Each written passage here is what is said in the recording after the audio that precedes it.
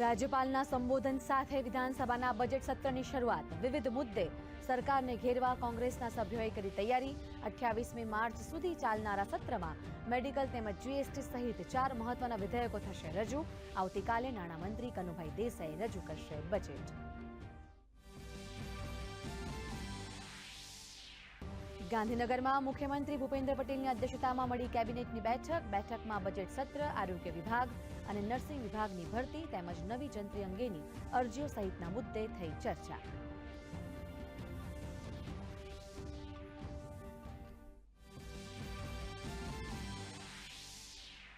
મુખ્યમંત્રી ભૂપેન્દ્ર પટેલના હસ્તે નશામુક્ત ભારત અભિયાન અંતર્ગત નશામુક્તિ વાનનું પ્રસ્થાન. અંબાજીથી શરૂ થયેલું અભિયાન દરરોજ 5 ગામમાં ફેલાવશે જનજાગૃતિ. રોજ 1000 લોકોને લેવડાવાશે નશામુક્તિના શપથ.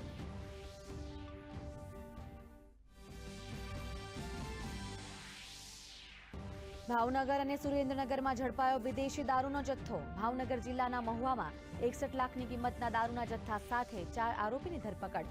તો સુરેન્દ્રનગરમાં પણ સ્ટેટ મોનિટરિંગ સેલે રહેણાંક મકાનમાં દરોડો પાડી દારૂનો જથ્થો કર્યો જપ્ત.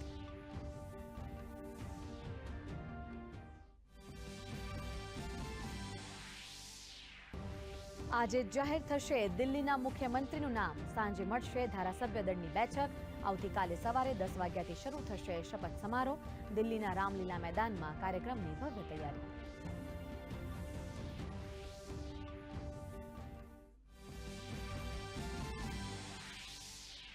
દેશને મળ્યા નવા મુખ્ય ચૂંટણી કમિશનર. જ્ઞાનેશ કુમારે સંભાળ્યો સીઈસી તરીકેનો કાર્યભાર. કહ્યું, ચૂંટણી પંચ માટે મતદાતા જ સર્વોચ્ચ પ્રાથમિકતા. તો ચૂંટણી કમિશનર તરીકે ડોક્ટર વિવેક જોશીએ સંભાળ્યો ચાર્જ.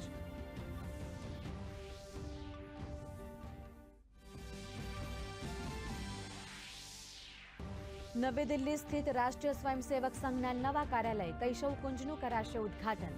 સંઘ પ્રમુખ મોહન ભાગવત કાર્યક્રમમાં રહેશે ઉપસ્થિત.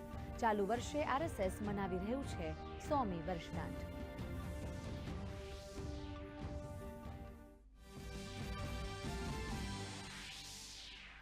છત્રપતિ શિવાજી મહારાજની આજે જન્મ જયંતિ. સમગ્ર દેશ કરી રહ્યું છે મહાન નાયકને નમન.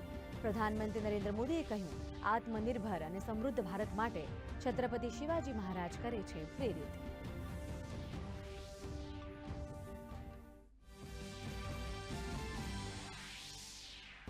રાજ્યમાં ઘટ્યું ઠંડીનું જોર. મહત્તમ તાપમાનની સાથે લઘુત્તમ તાપમાન પણ વધતા મોટાભાગના શહેરોમાં અનુભવાઈ ગરમી.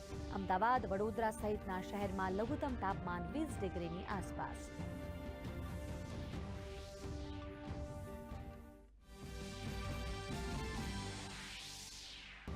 અને આજથી શરૂ થશે ચેમ્પિયન્સ ટ્રોફી. પાકિસ્તાન અને ન્યૂઝીલેન્ડ વચ્ચે રમાશે પહેલો મુકાબલો.